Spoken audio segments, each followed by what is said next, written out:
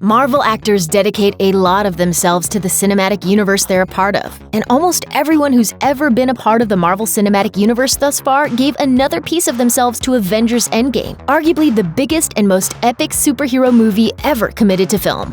One Endgame star, however, put hardly any effort into their role in the epic superhero assemblage. If you don't know by now, major spoilers ahead.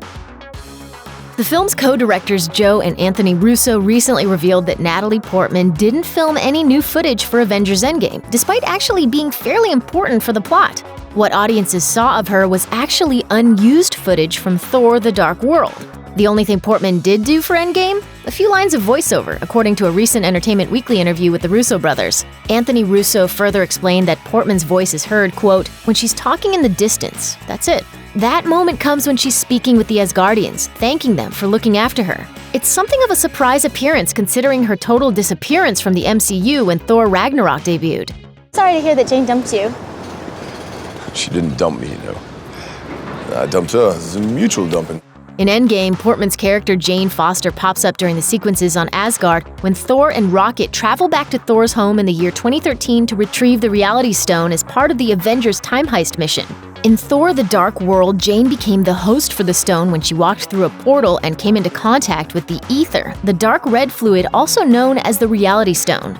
For months leading up to the release of Avengers Endgame, fans speculated that Jane might have an important role to play in how Earth's mightiest heroes would try to defeat Thanos. This turned out to be true, though it wasn't the only theory for how Foster might have lent a hand to the Avengers. Some fans thought that perhaps Jane would return and offer her expertise in astrophysics to help the superheroes navigate the quantum realm. You might recall her reference to the Asgardian machine she was being studied with during Thor: The Dark World. That's a quantum field generator, isn't it? It's a soul forge.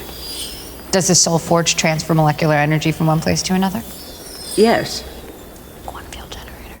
This one didn't pan out clearly, but the funny thing is that Portman's Jane genuinely was meant to have a more substantial impact in Avengers Endgame. Endgame screenwriter Stephen McFeely told the New York Times that the first draft of the screenplay didn't see the action rewind to the Avengers from 2012 to grab the Tesseract. Instead, Endgame went back to Asgard to obtain the Reality Stone and the Space Stone. There's a moment in the MCU, if you're paying very close attention, where the Ether is there and the Tesseract is in the vault. In that iteration, we were interested in Tony going to Asgard.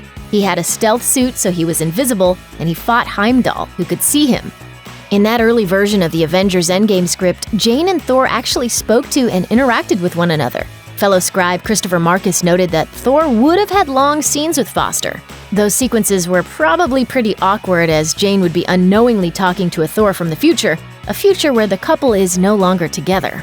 Plans for Avengers Endgame obviously ended up changing. While it makes sense that Jane wound up being a part of the story, it's interesting that Portman returned to the MCU at all, even in the incredibly limited capacity she did. A few years after the release of Thor: The Dark World, Portman announced that she was done with the superhero film franchise, though she did leave things open for a possible return down the line. She told the Wall Street Journal back in 2016, "As far as I know, I'm done. I don't know if maybe one day they'll ask for an Avengers 7 or whatever, I have no idea. But as far as I know, I'm done. It was a great thing to be a part of." It's unlikely at this point that Portman will sign another Marvel contract and shoot something new for the MCU, especially after Thor teamed with the Guardians of the Galaxy at the end of Avengers Endgame.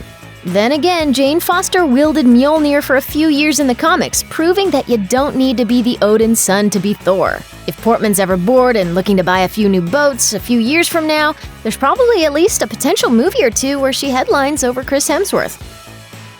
Check out one of our newest videos right here. Plus, even more Looper videos about Avengers Endgame are coming soon. Subscribe to our YouTube channel and hit the bell so you don't miss a single one.